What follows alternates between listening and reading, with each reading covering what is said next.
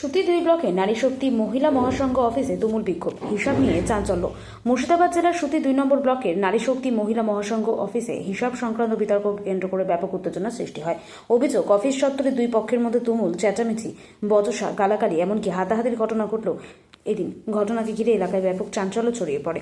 সংগঠনের সম্পাদিকা শাকিলা বানুর অভিযোগ যে মহিলা মহাসংঘের সভানেত্রী সরকারি নিয়ম না মেনে নিজেদের এলাকায় ইউনিফর্ম তৈরির কাজে বাইরে থেকে করিয়ে এনে সরবরাহ করেছেন। তার দাবি, সরকারের নিয়ম উপেক্ষা করে ইউনিফর্মের সমস্ত অর্থ আত্মসাৎ করা হয়েছে এবং এখনো পর্যন্ত একাধিক প্রতিনিধির প্রাপ্য টাকা মেটানো হয়নি। তিনি আরও অভিযোগ করে বলেন যে সংগঠনের বডিকে না জানিয়ে গোপনে বৈঠক করা হচ্ছে এবং যারা সক্রিয়ভাবে কাজ করেন না তাদের নিয়ে সিদ্ধান্ত গ্রহণ করা হচ্ছে। শাকিলা বানুর বক্তব্য, সংগঠনের নির্দিষ্ট নিয়ম মেনেই সমস্ত কাজ হওয়া উচিত এবং এই ঘটনায় কয়েকজনের বিরুদ্ধে গুরুতর অনিয়মের অভিযোগ উঠেছে।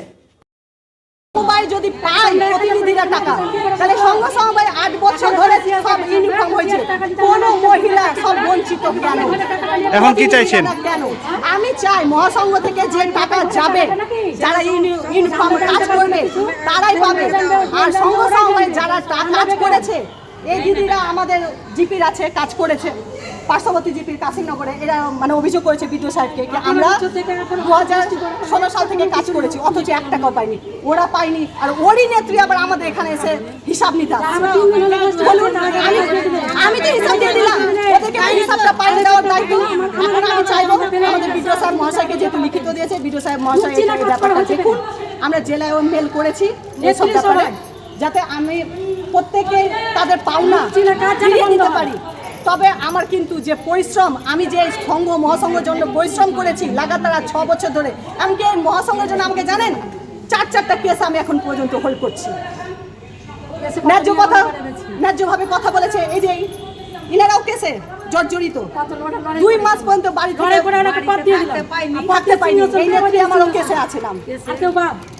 আমাকে পোশাকে এরা যেহেতু একটাই কারণ পোশাক নেওয়ার, যেহেতু এরা পোশাকটা নিজেরা করে না, তার প্রমাণ আছে আমার কাছে।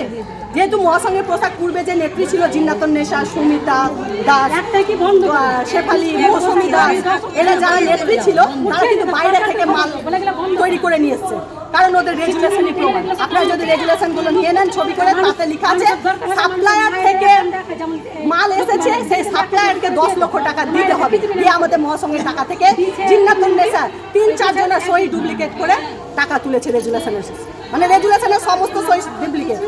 এমন আমি প্রথমে মহাসংঘের নেত্রী ছিলাম, সেখানে আমাকে বাদ দিচ্ছে। দেখুন সেখানে রেগুলেশনে আছে সুমেরা খাতুনের প্রস্তাবে পূর্বের নেত্রীকে বাদ দেওয়া হলো, কিন্তু ওখানে সুমেরা খাতুন নাই, সেই রেগুলেশনে অ্যাবসেন্ট। আমি সুমেরা খাতুনের নাম খুঁজে দেখছি, সুমেরা খাতুন নেই, অথচ সুমেরা খাতুনের প্রস্তাবে পূর্বের নেত্রী শাকিলা বানুকে বাদ দিয়ে দিচ্ছে। কে করছে এটা? আমাদের মহাসংঘের পূর্বে যে নেত্রী ছিল তিনি করেছেন। কি নাম তার? জিন্নাতুন নেশা। শুধু উনি একার নয়, সুমিতা দাস মহিষাইল 1-এর, বাজিতপুর জিপির শেফালি বিবি, জগতায় 1-এর মৌসুমী দাস। কিন্তু মৌসুমী দাস ক্যাশিয়ার হিসাবে ছিল। মৌসুমী দাসকে যখন ধরি যে এত টাকা যে তুমি দিয়েছো, তোমার সই মানে তুমি ক্যাশিয়ার হিসাব আমাদেরকে দিতে হবে। এবার কি বলে, আমি জানি না, আমার সই সব নকল। আমি জানি না বললে হবে না, আমি বিডিও সাহেবকে লিখিত দিব, ব্যাংকে লিখিত দিব, থানায় লিখিত দিব, ও কিন্তু তাই করে। এখন আবার কি করছে বলুন তো, ওদের সঙ্গে ওরা কি বলেন তো, লাভ নিয়ে যাবে, আবার কি করে 4 বছর থাকে, 4 বছর পর আবার উল্টে যায়। এইটাই হচ্ছে ওদের। আপনার নাম পরিচয়? আপনার নাম পরিচয়? আমার হচ্ছে, আমি তো সুতি 2 ব্লকের সম্পাদিকা মহাসংঘের। আমার পুরো ব্লকের আমি মানে সম্পাদিকা পোস্ট হোল্ড করছি। আপনার নাম? আমার নাম হচ্ছে শাকিলা বানু।